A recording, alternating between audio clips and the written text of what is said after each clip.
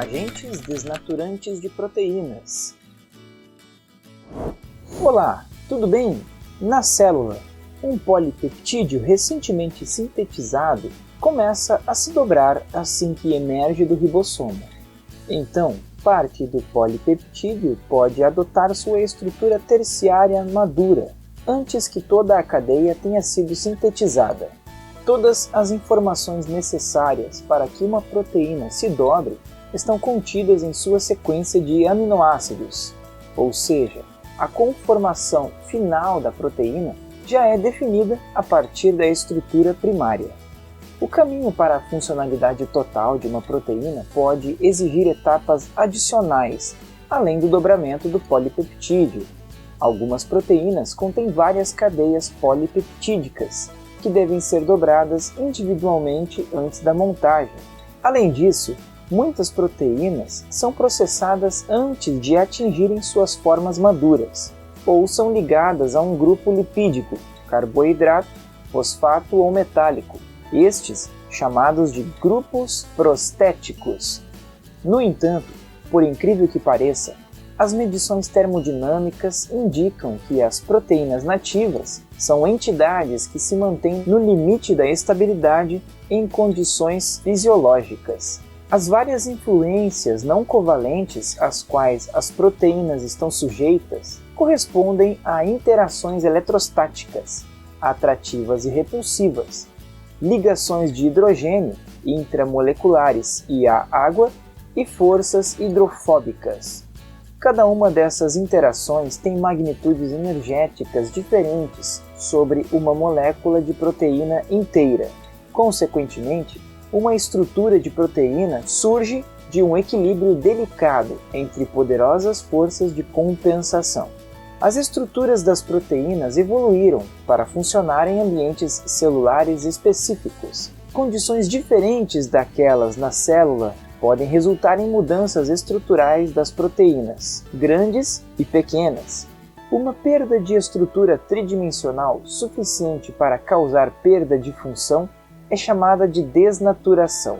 As baixas estabilidades conformacionais das proteínas nativas as tornam facilmente suscetíveis à desnaturação, alterando o equilíbrio das forças fracas não aderentes que mantêm a conformação nativa.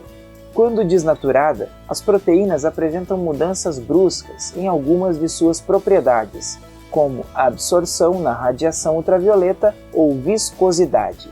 Essas mudanças indicam que a estrutura da proteína nativa se desdobra de maneira cooperativa, ou seja, qualquer desdobramento parcial da estrutura desestabiliza a conformação restante. O estado desnaturado não equivale necessariamente ao desdobramento completo da proteína e à randomização da conformação. Na maioria das condições, as proteínas desnaturadas existem em um conjunto de estados parcialmente dobrados. As condições de desnaturação incluem o seguinte: 1. Ácidos ou bases fortes. Mudanças no pH alteram o estado de protonação de certos grupos da cadeia lateral de proteínas, o que por sua vez altera as ligações de hidrogênio e os padrões de pontes salinas. Conforme uma proteína se aproxima de seu ponto isoelétrico, ela se torna menos solúvel e pode precipitar a solução. 2. Solventes orgânicos.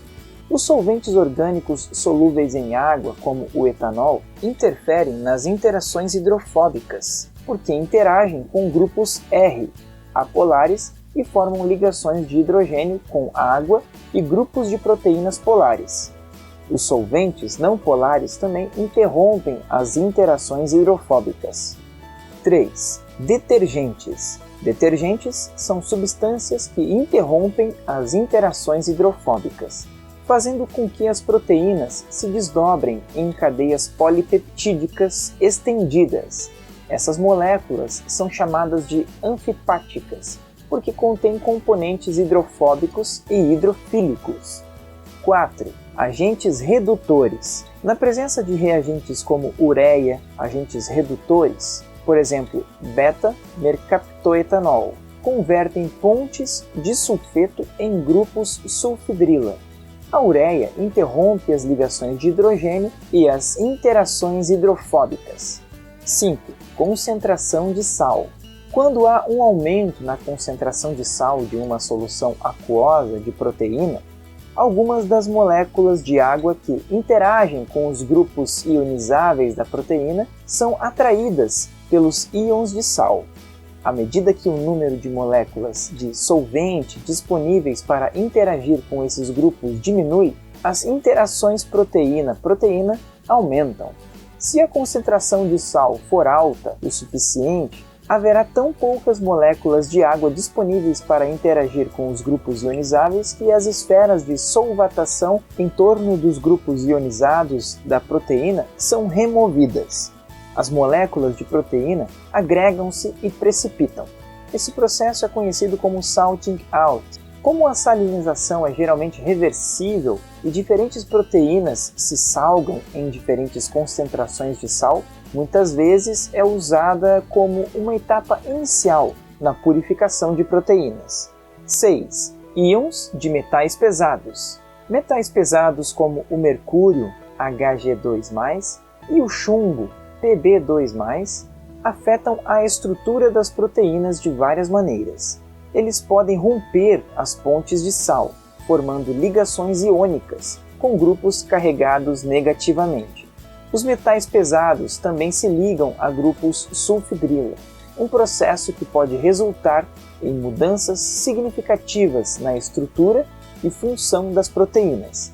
Por exemplo, o Pb2+, se liga a grupos sulfidrila em duas enzimas na via de síntese do heme. A diminuição resultante na síntese de hemoglobina causa anemia grave.